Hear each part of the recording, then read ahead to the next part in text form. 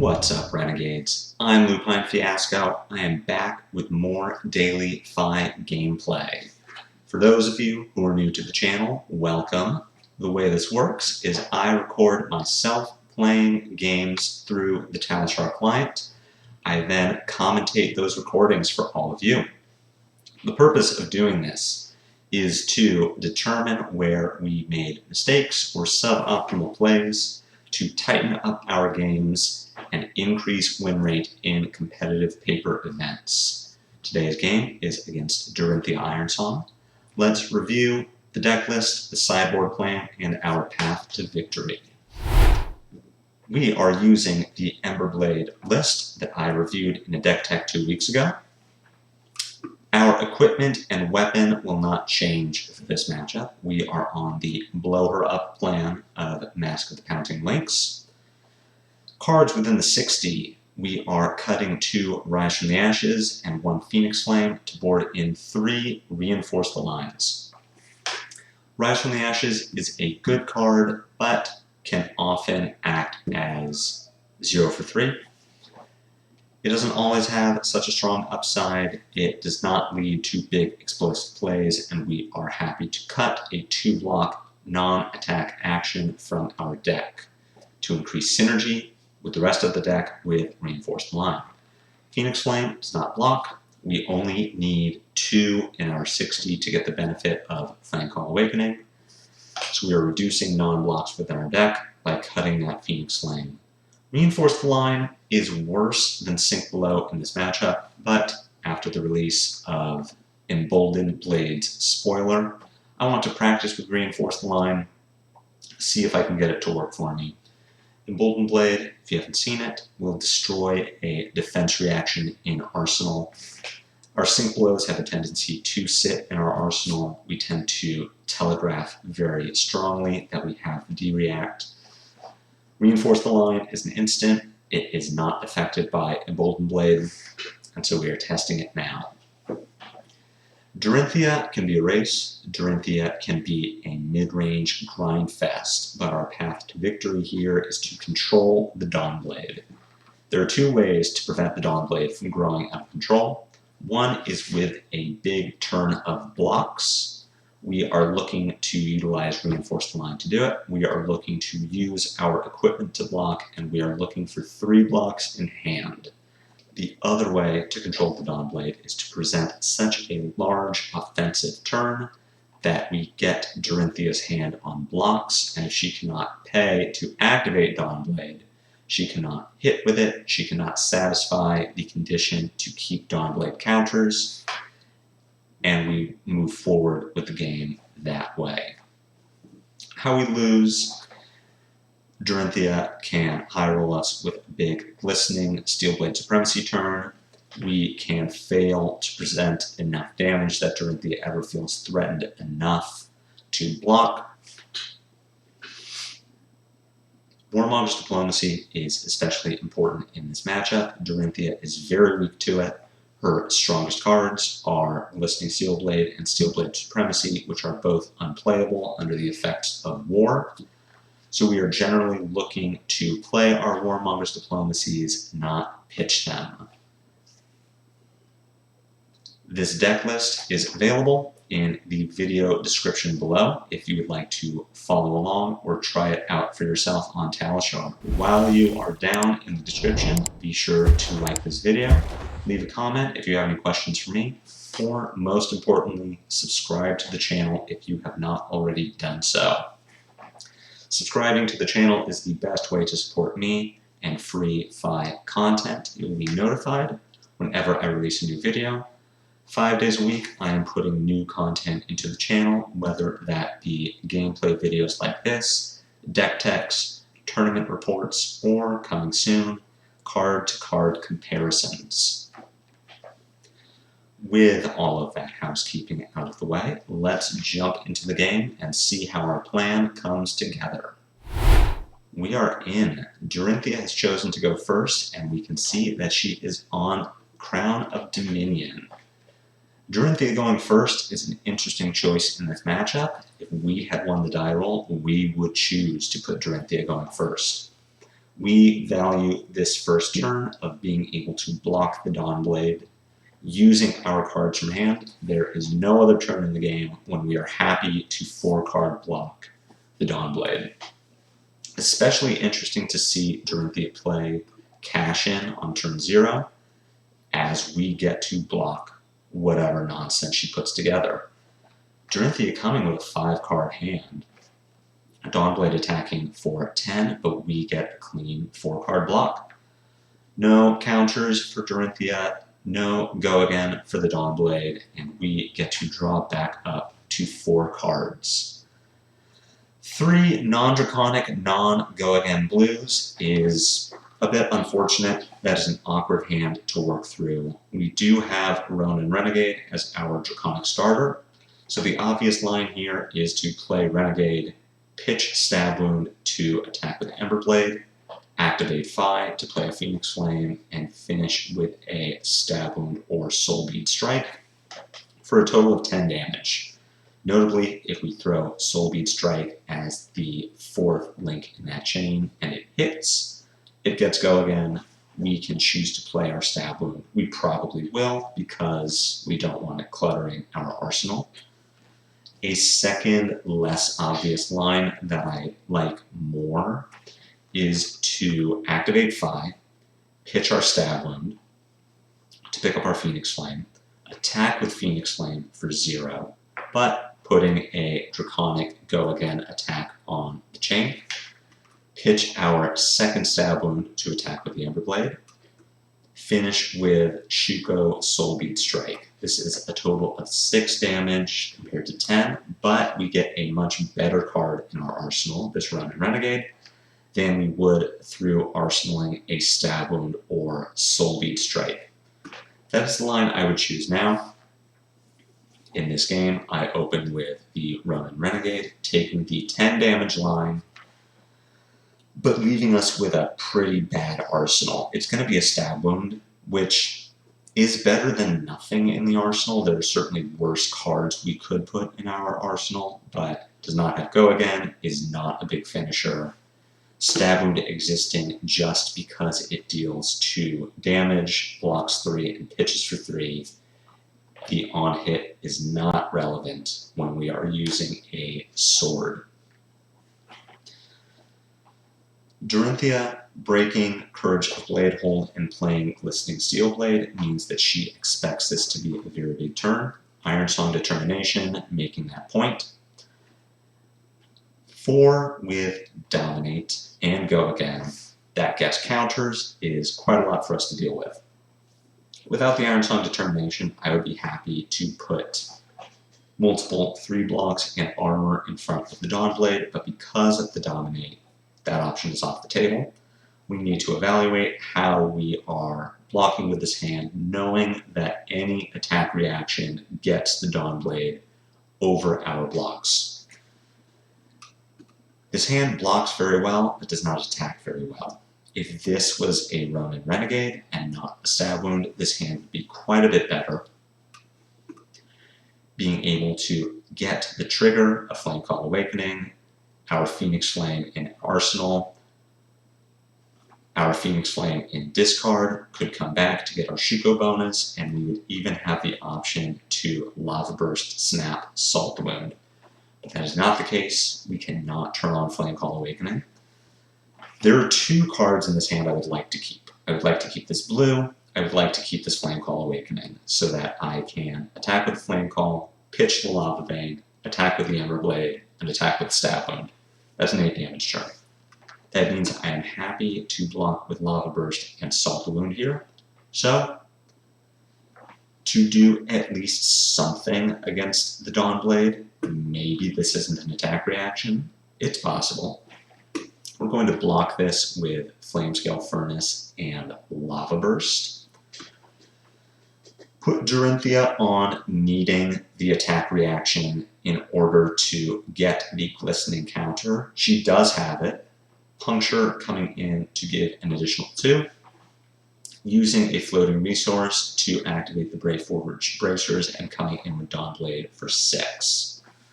The Dawnblade still has Dominate, So in order to block this, we would need to spend a 3 block, our Flamescale Furnace, and our Tiger Stripe Shuko.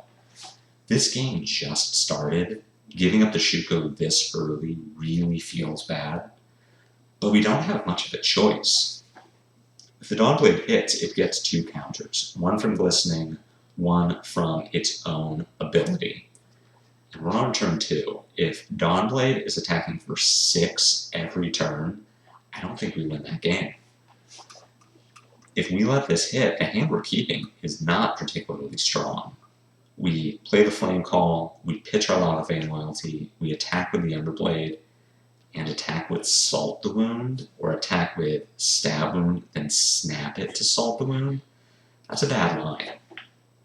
So, as much as it hurts to lose the Shuko this early in the game, I am going to block with it here. We'll block 6, we prevent the Dawnblade from getting 2 additional counters, we leave it with its 1, and we move forward. We're still up on life, thankfully. We are attacking for 8 damage this turn. Getting armor and cards out of Dorinthea's hand is a big benefit to us, as we just look to draw into some gas coming up.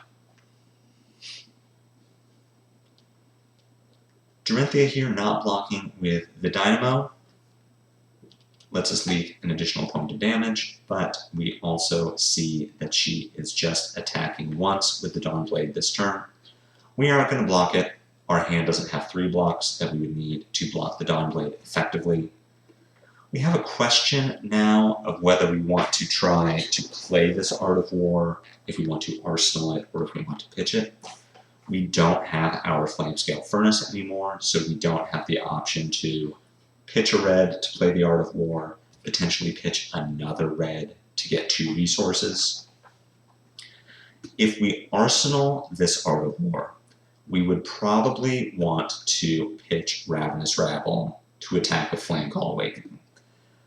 That turn looks like Rising Resentment, Flamecall Awakening, Phoenix Flame, Arsenal, Art of War. That's 8 points of damage with an Art of War in Arsenal.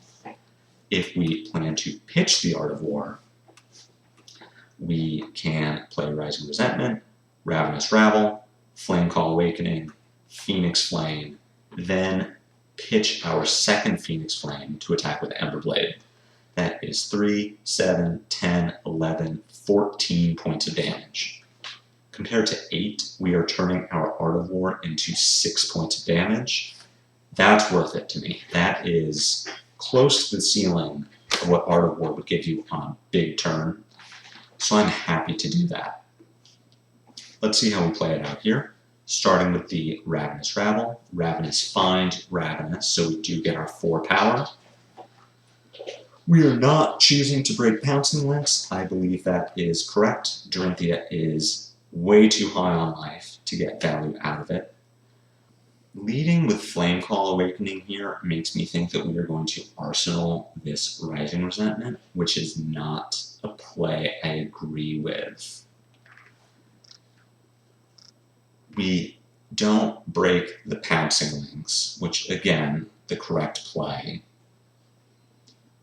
We Emberblade pitching the Phoenix Flame. So this turn represents 10 points of damage with a Rising Resentment in Arsenal. That means that our Art of War was worth 2 points of damage, which is not good. That is significantly below rate for an Art of War.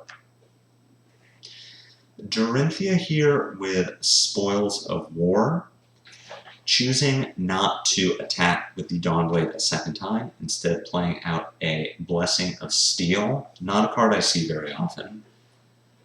Represents less overall damage for the Dawnblade than just attacking with it a second time. Good news for us. With the Art of War here, this turn could have looked good, pitching Warmonger's Diplomacy to play the Art of War, but reinforced the line just being awkward. So I'm happy with the way all of this is happening. We play 2 Risings, we pitch our Reinforce to attack with the Phoenix Flame, then we will play Warmonger's Diplomacy, and arsenal the art of war. With diplomacy limiting Dorinthea's offensive options, we set ourselves up to take tempo back. As we see, Dorinthea attacks with the Dawnblade for 7, shows us an Iron Song Pride, but doesn't show us any way to attack again. There's no glint, there's no run through. We are under the effects of Warmonger's diplomacy. We chose war, so what I would like to do this turn is exactly what I did last turn. Play Brand, play Blaze, activate FaB, play Phoenix Flame, play Warmongers. We don't have the option. So we are going to play our Art of War. And we are going to pitch our Reinforce to play it. We could pitch the Warmonger's Diplomacy.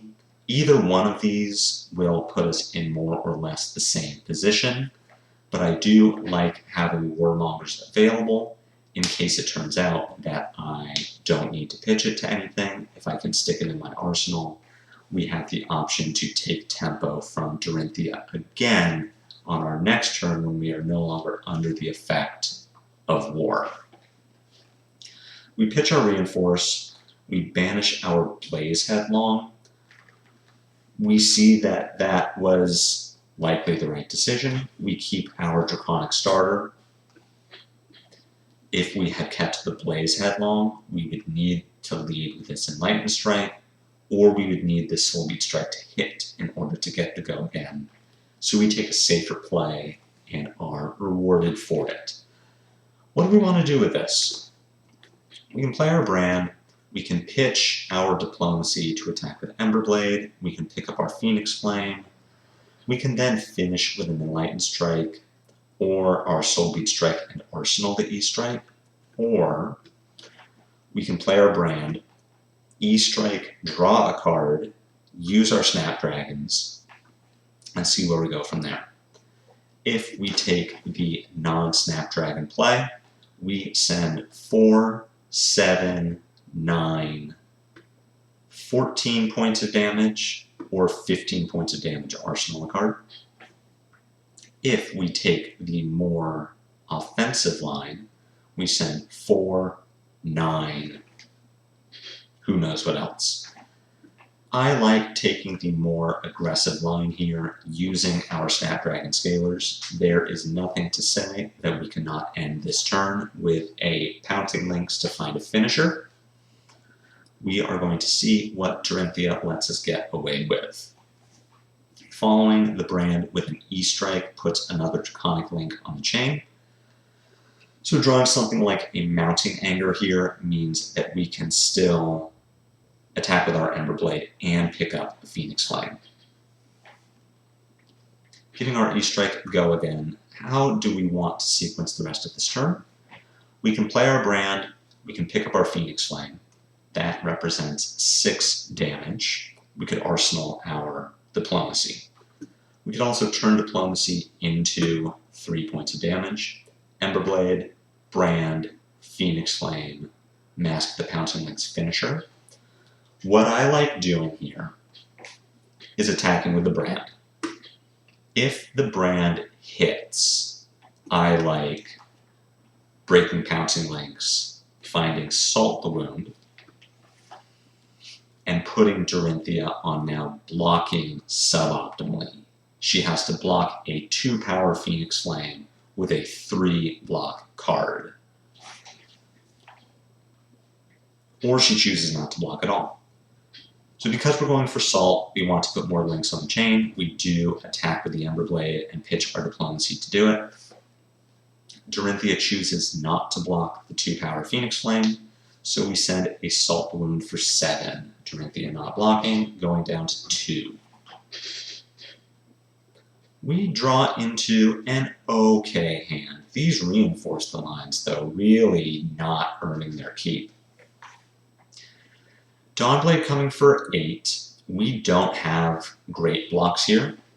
Now we could block with E-Strike, Spreading Flames, and Reinforce. This blocks the Dawnblade, resets it, and lets us throw a Blaze Headlong that needs to get blocked with a real card. If this is any kind of attack reaction, then the Dawnblade gets over the top.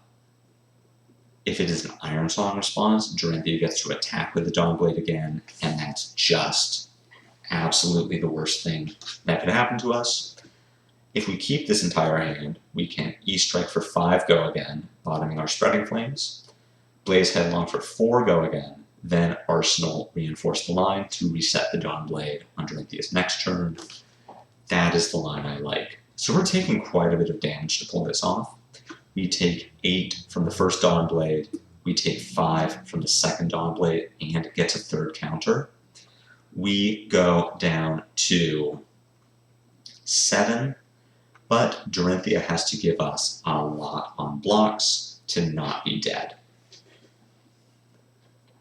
Remember, I had said one of the ways to keep the Dawnblade under control is to present enough damage that Dorinthea needs to spend cards from hand so that she does not have resources available to block, resources available to attack with the Dawnblade. And that's what we're going to do. We're going to make her spend cards to not be dead. Arsenaling our Reinforce the Line. We have Dawnblade attack for 6. With this Reinforce the Line in Arsenal, we are happy to block with a Soul Bead Strike, a blue Soul Bead Strike. We have this Warmonger's Diplomacy we can use for pitch. Soul Bead Strike plus this Reinforce the Line block for 7. I am concerned about this being an attack reaction. If this is Stroke of Foresight, if this is Singing Steel Blade to find Iron Song response, we take damage. We would take a potential 3 points of damage. If the Dawnblade goes up to 10 through Singing Steel Blade plus Iron Song response, we go to 4. So what I like doing instead, assuming a maximum of 10 points of damage, is block with both Soul Bead Strikes, make Dorinthea have something. If this isn't an attack reaction, we just pass the turn. If this is an attack reaction, we have our Reinforce the Line, Dawnblade is reset, and we get to throw 7 points of damage at Dorinthea. It is a safer play, but it is a play that gives us a higher chance to win. If the Dawnblade is reset and we stay at 7, we're stripping cards from Dorinthea's hand. It's pretty hard for us to lose that game. But if we play for the win on this next turn and we get blown out, we are in a much worse position and we're under a lot of pressure to make something happen. As it is, we only get to send 7 points of damage at Dorinthea, but she blocks very aggressively, opting to keep herself at 2. Her turn is either going to be Arsenal a card or Dawnblade for 3. Checking our discard and banish here, just to make sure that we have a second Phoenix Flame in our deck. We do. This Dawnblade comes for 3. There is no other possible effect. There are no onboard tricks. There are no cards in Dorinthea's hand or arsenal. This is 3 points of damage. It will take us to 4, and we will win the game. We get to send 4, 4, 3, 1, 1 on our turn. So we can no block the Dawnblade and just win. We get paid off for playing very defensively on our last turn. We are not under any sort of pressure at all, and we get to just kill Dorinthea. I like this game because I don't often see Royal Dory. We saw a number of cards in this list that we would not otherwise see. Cards like Driving Blade, Nature's Path Pilgrimage. We were presented with some weird decisions as far as, do we give up our Shuko very early? How do we deal with Courage of Blade Hold, Glistening Steel Blade turns. How are we utilizing these awkward Art of War hands where we want to play it, but Reinforce the Line is just clunky. So I was happy to be able to present this game to all of you. I was happy to be able to identify where I believe I misplayed.